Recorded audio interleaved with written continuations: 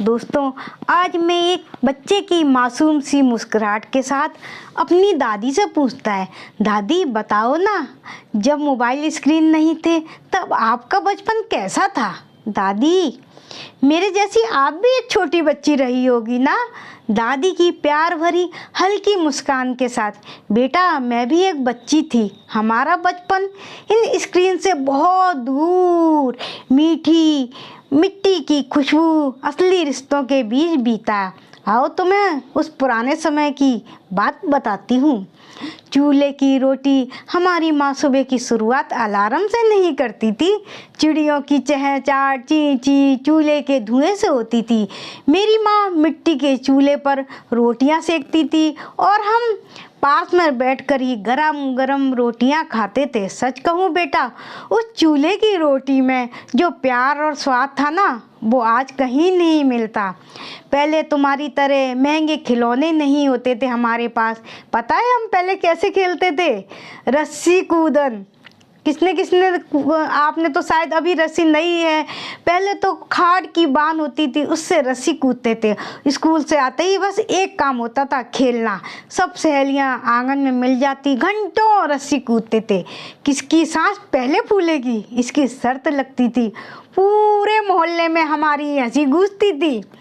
दादी जब अपने बेटे को ये बातें पोते को बता रही है तो एकदम अलग सी चमक चेहरे पे आ गई है। बारिश होती थी, उफ वो, हमारे घर में तो हम छुपते भी नहीं थे बारिश में, बल्कि बाहर भाग कर आ जाते थे। वो मिट्टी की सौंधी सौंधी महक, आसमान से गिरती बूंदें, हम तब तक भीगते रहते थे और नाचते थे जब तक माँ डांट कर अंदर ना बुला ले।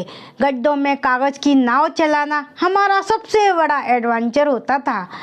सावन आते ही नीम के पेड़ पर टायर वाला झूला डल जाता था। हम इतनी जोर से झूलते थे, लगता था आसमान छू लेंगे। हवा में उड़ते बालों के साथ हमारे सारे डर भी उड़ जाते थे। साझा भोजन बनता था। दादा दादी, मामा, चाचा, फूफा, बुआ, सब बहुत सारे लोग मिलकर खाना खाते थे। शाम को जब खेलकर थकने के बाद सब सहेलियां एक साथ घेरा बनाकर बैठ जाती थी। सबके घरों से आया थोड़ा थोड़ा खाना मिल बांट कर खाते थे। शेयरिंग की खुशी आज के पिज़्ज़ा बर्गर से लाख गुना बेहतर थी। उस समय हम पापा के कंधे पर बैठकर मेला देखने जाते थे और पापा के कंधे पे हम जब कंधे पर बैठते थे तो हमें ऐसा लगता था दुनिया की सारी खुशी मिल गई है। वो पापा का कंधा और मेले का वो दृश्य, इतना मन खुश हो जाता था। सोचते थे दुनिया की सबसे ऊंची चीज़ पापा के कंधों पर बैठकर दिख रही है। और गर्मियों की छुट्टियों में नाना नानी के घर जाना ट्रेन में, और तब बोतल का पानी नहीं होता था, तब हम सुराही में पानी लेकर जाते थे और वो पानी हम पीते थे।